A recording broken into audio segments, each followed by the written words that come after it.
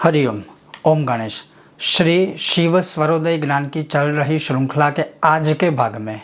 मैं आपको श्रवण करवाने वाला हूँ ईड़ा फलम, अर्थात जब ईड़ा नाड़ी चल रही हो हमारे नाक की जो लेफ्ट हैंड साइड की बाई और की जो नाड़ी होती है जिसे चंद्र की नाड़ी और उसको ईड़ा नाड़ी कहा जाता है, और वो जब चल रही हो उस समय में उसका जो फल होता है वो क्या होता है, उस समय में कौन से कार्य आदि किए जाने चाहिए या किए जाते हैं, वही जो भगवान शिव ने माता उमा पार्वती जी को श्रवण करवाया था वही मैं आज आपको श्रवण करवाऊंगा। अगर आपको यह विषय वीडियो पसंद आता है तो लाइक करें, शेयर करें, चैनल पर नए हो तो सब्सक्राइब करके घंटी का चिन्ह अवश्य दबाइएगा। तो चलिए शुरू करते हैं। महादेव जी कहते हैं कि वापी कूप तड़ा गानम प्रतिष्ठा स्तंभ देवयो यात्रा दाने विवाहे च वस्त्रालंकार भूषणे। हिंदी में अगर मैं आपको इसका अनुवाद कहूँ तो स्थिर कार्य के लिए अर्थात प्राण प्रतिष्ठा आदि कार्य में, और आभूषण अर्थात सोने के गहने या श्रृंगार लेकर दूर गमन अर्थात बहुत दूर जाना हो, एक जगह से दूसरी जगह पर ले जाना हो, आश्रम, धर्मशाला, मंदिर और घर का जो वस्तुओं का संग्रह करने का जो समय होता है, अर्थात घर में कोई नई वस्तु या चीज़ वस्तु का ऑर्डर करना है या लाना है तो उस समय पर अगर ईड़ा नाड़ी चल रही है तो उसे अच्छा मानना चाहिए। उसी प्रकार से वाव, कूप यानी कुआं, तालाब, देव और स्तंभ की प्रतिष्ठा और यात्रा, दान, विवाह, वस्त्र, अलंकार, आभूषण, ये जो सारी चीज़ें हैं उस समय पर चंद्र नाड़ी काफ़ी शुभ मानी गई है, अर्थात ईड़ा नाड़ी। शांति कर्म में, पुष्टि कर्म में, दिव्या औषधि रसायन पान में और अपने स्वामी के दर्शन हेतु, अपने गुरु के दर्शन हेतु, मित्रों के व्यापार के अन्न संग्रह के लिए यह नाड़ी शुभ मानी गई है। गृह प्रवेश के लिए, किसी की सेवा करने के लिए, खेत में नए बीज का रोपण करने के लिए, खेती करने के लिए, शुभ कर्म के लिए, संधि करने के लिए और गमन के समय अगर चंद्रमा का स्वर अर्थात ईड़ा नाड़ी चल रही है तो उसे शुभ मानना चाहिए। विद्यारंभ आदि आरंभ करना हो,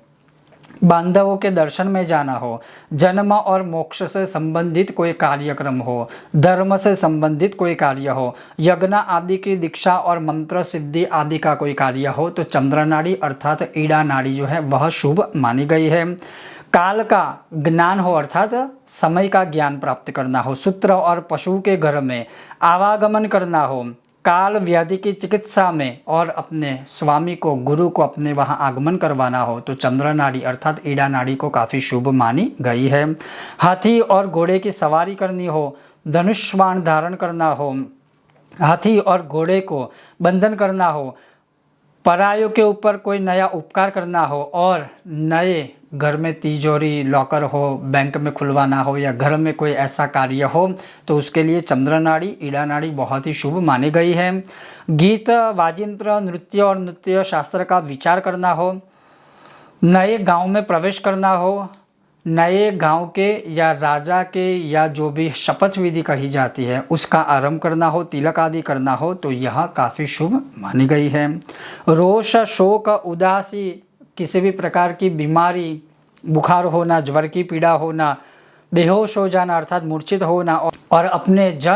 अपने स्वजन के संबंध में किसी भी प्रकार के वस्त्र नए खरीदने हो तो वह यह नाड़ी अर्थात काफ़ी ही शुभ मानी गई है, ईड़ा नाड़ी, चंद्र नाड़ी। अपनी पत्नी के लिए नए गहने लेना या उसको श्रृंगार के गहने के स्वरूप में गिफ्ट प्रेजेंट देना, उनके लिए कोई नए वस्त्र लाना, गुरु की पूजा करना, ये जो सारी चीज़ें हैं हे उमा पार्वती जी यह चंद्र नाड़ी के लिए श्रेष्ठ कार्य मानी गई है। उसी प्रकार से योगाभ्यास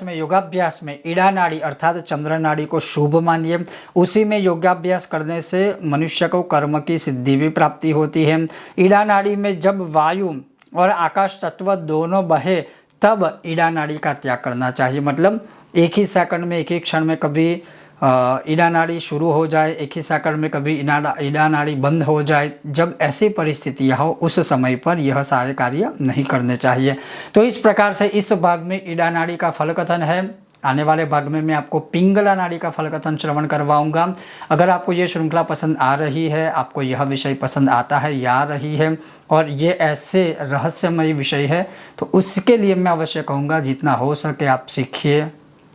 सभी को सिखाने की कोशिश कीजिए और सबसे ज़्यादा शेयर कीजिए, ताकि ऐसा जो रहस्यमयी ज्ञान है वह कभी लुप्त ना हो। बस हमारा सिर्फ ये एकमात्र लक्ष्य है। आपको पसंद आया हो वीडियो, लाइक करें, शेयर करें, चैनल पर नए हो सब्सक्राइब करके घंटे का चिन्ह दबाइएगा। बहुत जल्द मिलते हैं अगले नए विषय और वीडियो के साथ और इस श्रृंखला से जुड़े अगले भाग के साथ। ओम गणेश हर हर महादेव।